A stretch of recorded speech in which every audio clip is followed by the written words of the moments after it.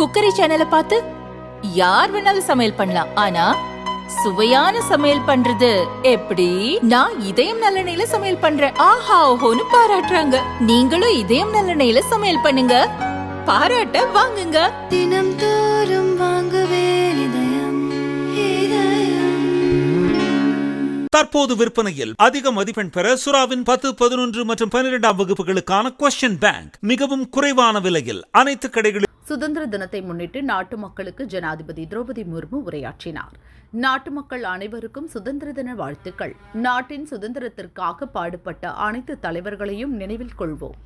சமீபத்தில் நடந்து முடிந்த ஜனநாயக திருவிழாவில் 97 கோடி பேர் ஓட்டு போட தகுதி வாய்ந்தவர்களாக இருந்தனர்.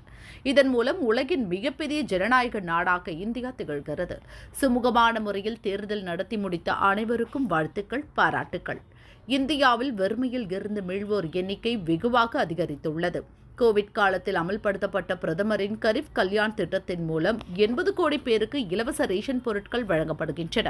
விவசாயம், தொழில்நுட்பம் ஆகியவற்றை மேம்படுத்த அரசு பல்வேறு நடவடிக்கைகளை எடுத்து வருகிறது.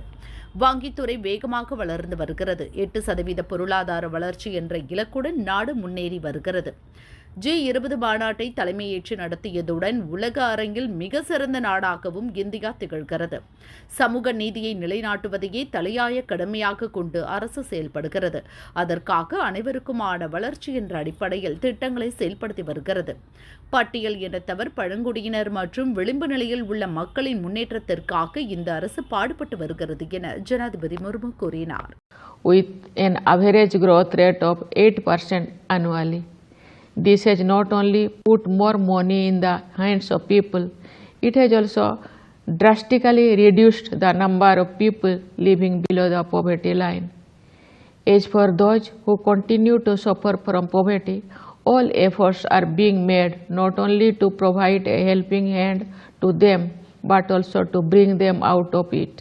For example, the PM Garib Kalyan Anna Yojana, launched in the initial phase of COVID-19, continues to provide free ration to about 80 crore people, which also ensures that those who have recently come out of poverty are not forced back into it.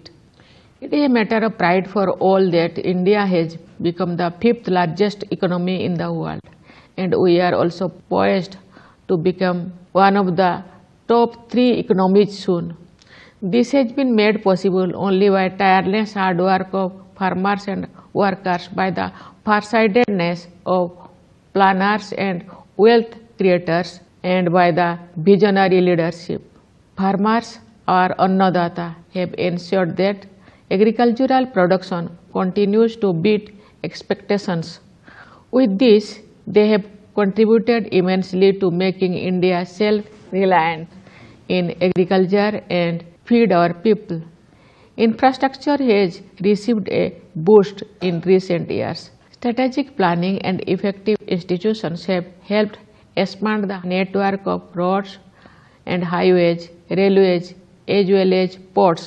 Considering the great potential of futuristic technology, the government has vigorously promoted a range of sectors such as semiconductors and artificial intelligence, while also creating an ideal ecosystem for startups which will propel their growth. It has made India an even more attractive investment destination. With greater transparency, the banking and financial sector has become much more efficient. All of these factors have set the stage for the next generation of economic reforms and economic growth that will catapult the developed nations.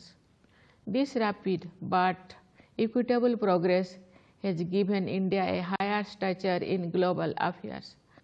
After the successful completion of its G20 presidency, India has consolidated its role as the voice of the global South.